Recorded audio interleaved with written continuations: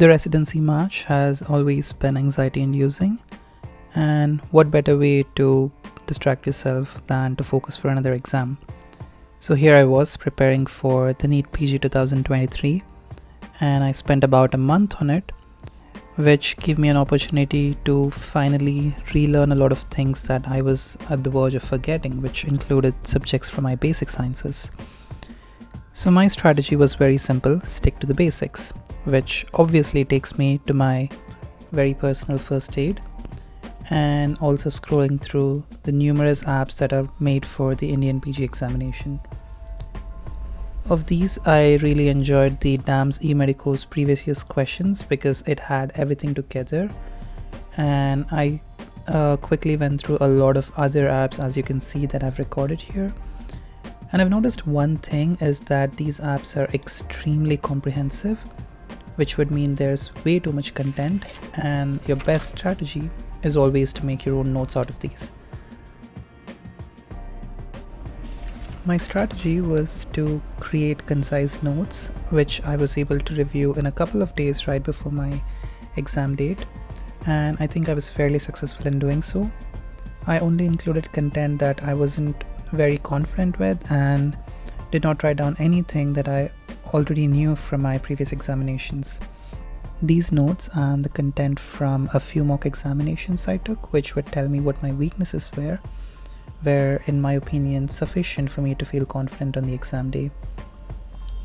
An important aspect of this whole journey was actually enjoying myself, taking time out to do things I like.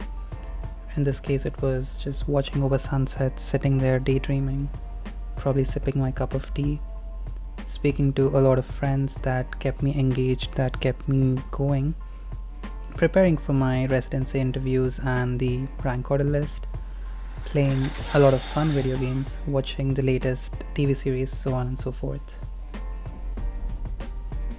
The last few days before the exam were important because this gave me an opportunity to review everything that I wanted to review.